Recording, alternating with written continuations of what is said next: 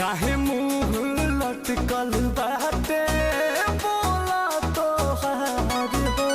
नमस्ते प्रणाम, हम बानी आप सबके छोट भाई प्रकाश कुमार ओझा और फिर से हमारा नया वीडियो में आप सबके स्वागत बा।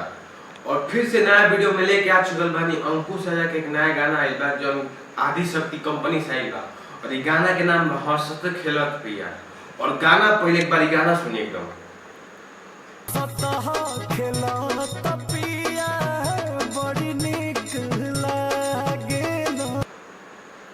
और बात करी गाना के तो गाना एकदम मिजाजी टाइप के बाद जैसे पवन सिंह का ही रही पतले कमरिया जिंदगी भर रही राजा जी वही टाइप के गाना बस श्याम सुंदर एक म्यूजिक देने बड़े और अंकुश राजा गईले बड़े अपन सिंगल आवाज में उनकर अंकुश राजा के और बहुत प्यारा गाना बा। ई गाना एक बार और सुनिए एक बार। रुसी जहल तहना लागे मन हो। और गाना के बात की तो वीडियो क्वालिटी भी एकदम तगड़ा बा। घर में गाना शूट होइला देख सकत नहीं और स्टोरी अगर कमाल के दर्शावल गइल बा। और ई गाना में हमार हाई लाइन पर्सनली अच्छा लागल। एक बार हाई लाइन सुनी गाना के।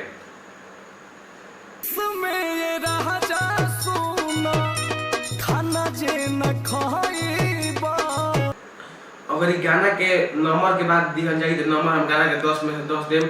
और ये गाना में बहुत अच्छा वर्ड दर्शावल गइल बा जे लिखल है मोट बड़ा पिया हमारे बहत्तर हो जाइबा।